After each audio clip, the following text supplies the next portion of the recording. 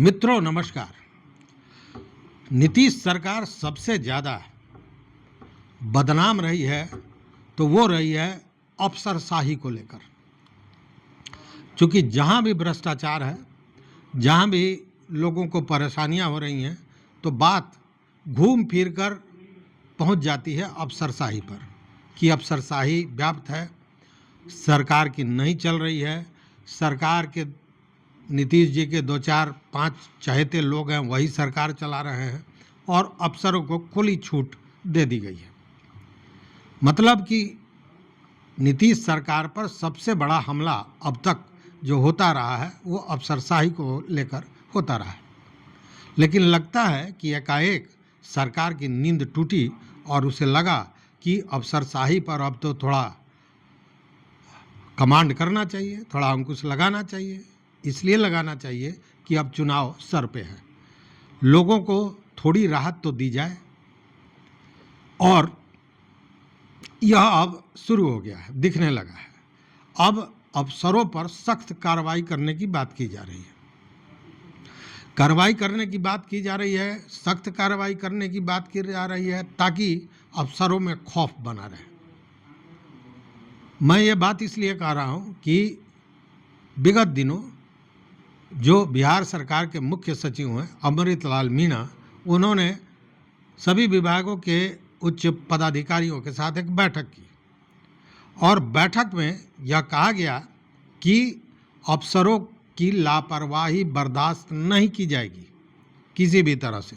दूसरी बात कि अधिकारी स्तर पर अगर खराब काम किया जाता है और वह संज्ञान में आ जाता है, वैसी स्थिति में उन पर सख्त कार्रवाई होगी। और कार्रवाई इसलिए भी ज़रूरी है कि पदाधिकारियों पर एक खौफ बना रहे, मतलब वो काम में लगे, एक डर हो, एक भय हो।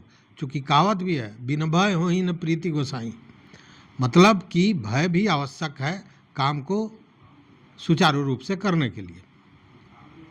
तो ये बात तो कही जा रही है, लेकिन खौफ की बात अगर करें तो मुझे तो भाई याद आ जाता है के पाठक।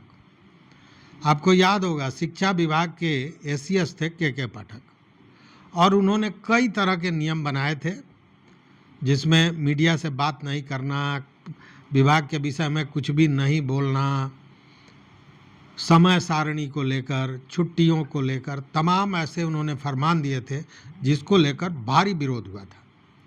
विरोध इतना कड़ा, इतना बड़ा, सड़क से सदन तक, कि सदन में खुद मुख्यमंत्री को इस पर 3 बार बयान देना पड़ा था। और मुख्यमंत्री ने कहा था कि मैं इसे देख लेता हूं और इसको तुरंत ठीक कराता हूं। मामला था समय सारणी का, स्कूल के समय सारणी का। शिक्षा मंत्री का भी बयान आया था, लेकिन सारे मंत्री संतरी मुख्यमंत्री चिल्लाते रह गए, बोलते रह गए, बयान देते रह गए सदन में, लेकिन के पाठक ने एक बात नहीं सुनी और समय सारणी में कोई परिवर्तन नहीं किया गया। यह अफसरशाही का एक बहुत बड़ा नमूना बिहार में देखने को मिला था। तमाम तरह की बातें हुई थी, नीतीश सरकार की मिट्टी पलीद की हो गई थी, विपक्षी पूरे इसको लेकर हमलावर थे। विपक्षी छोड़िए, भाजपा के ही पार्षद, भाजपा के ही नेता इस पर खुलकर बोलने की स्थिति में आ गए थे, बोल रहे थे, सदन में विरोध कर रहे थे अपने ही मुख्यमंत्री का जिसके साथ उनकी सरकार चल रही है। तो इस तरह की स्थिति थी। यह है अफसरशाही बिहार का। अब उसमें खौफ पैदा किया जाएगा, सख्त कार्रवाई की जाएगी। यह सारी बातें जो समीक्षा बैठक हुई है उसमें मुख्य सचिव अमृतलाल मीणा ने कही है। अब देखने वाली बात है कि यह जो समीक्षा बैठक में बातें आई हैं यह कितना कारगर होता है, इस पर कितना अमल होता है, किस तरह की कार्रवाइयाँ होती हैं। चूँकि यह कहा गया कि अधिकारी स्तर पर अगर कोई इस तरह की बात होती है तो सख्त कार्रवाई होगी। दूसरी बात, इधर आप देखिए सोशल मीडिया का ज़माना आ गया है, कोई भी गड़बड़ घोटाला झोल झाल कर रहा है उसका वीडियो निकल जा रहा है, वायरल हो जा रहा है। इस पर भी हुआ है कि अगर किसी पदाधिकारी का वीडियो वायरल होता है, उस स्थिति में कड़ी कार्रवाई की जाएगी और उसके लिए बाज़ाब्ता एसओपी मतलब मानक संचालन नियमावली बनाने की भी बात की गई है। कहा है मुख्य सचिव ने कि इस पर एक नियमावली बने। तो अब नियमावली भी बनने जा रही है कि अगर वीडियो वायरल होता है किसी पदाधिकारी का कुछ गड़बड़ घोटाला करते हुए, उस स्थिति में इसके तहत, इस नियमावली के तहत कार्रवाई होगी। नियमावली कौन बनाएगा? तो नियमावली भी यही पदाधिकारी बनाएंगे। तो यह सब समझी हुई बात है, लेकिन इस तरह की ज़रूरत क्यों पड़ी? इसलिए ज़रूरत पड़ी कि अफसरशाही का जो टैग लग गया है नीतीश सरकार पर, वह बहुत बुरा टैग है। और ख़ासकर वो अभी भूमि सर्वे में भी दिख रहा है कि मंत्री से लेकर पदाधिकारी, जो उच्च पदाधिकारी हैं, एसीएस हैं, वो अपनी रोज़ बातें कर रहे हैं कितने सीओ पर, कितने अधिकारियों पर कार्रवाई हुई, लेकिन स्थिति यथावत बनी हुई है।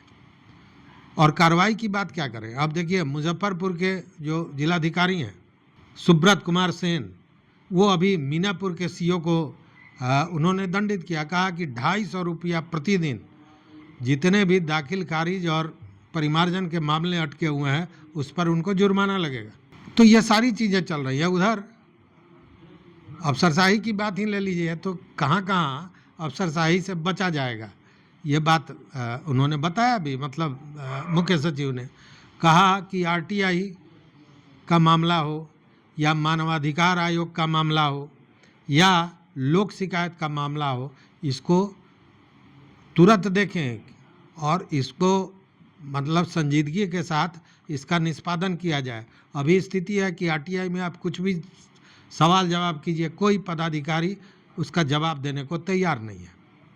लोक शिकायत की भी स्थिति कमोबेश वही है। कितने मामले लोक शिकायत से पूरे हुए हैं, ज़रा इसको गिनती कर लीजिए। लोक शिकायत में कोई मामला आया, लोक शिकायत ने अपना निर्णय दिया, अब उस निर्णय को वहाँ के जिलाधिकारी या एडिशनल कलेक्टर को पूरा करना है, उनके यहाँ फाइल गया, अटका हुआ है। ऐसे कई मामले मैं बता सकता हूँ। तो इस तरह की भी बात आई है। उसी तरह ऊर्जा की बात समीक्षा बैठक में भी हुई कि सारे जो दफ्तर हैं, स्कूल है, इसमें इतने बॉल बत्ती जलाए जा रहे हैं, ऊर्जा का खपत ज़्यादा हो रहा है, तो उसको भी देखने की बात आई। ये हुआ कि एलईडी का प्रयोग करें। भारत सरकार एलईडी का बल्ब बांटती रह गई और आज बिहार सरकार को याद आया है कि एलईडी बल्ब लगाना चाहिए, ऊर्जा की खपत पर रोक लगना चाहिए। तो ये खैर सारी बातें हैं, लेकिन अच्छी बात यह है कि कम से कम कान पे जूं तो रेंगा और अफसरशाही बढ़ गई है, अफसरों पर नकेल कसने की ज़रूरत है। यह बात कहीं ना कहीं सरकार के दिमाग में आई, तभी इस तरह की बात समीक्षा बैठक से निकल कर आई है। इन सारे विषय पर आपका क्या विचार है ज़रूर दीजिएगा, चूँकि आपका विचार बड़ा महत्वपूर्ण होता है। और इस वीडियो में बस इतना ही। देखते रहिए मत अभिमत। मित्रों, चैनल पर ना हो तो सब्सक्राइब कीजिए, लाइक कीजिए, दोस्तों के साथ शेयर कीजिए और अपना विचार जरूर दीजिए। बहुत बहुत धन्यवाद। कोटिशाह आभार।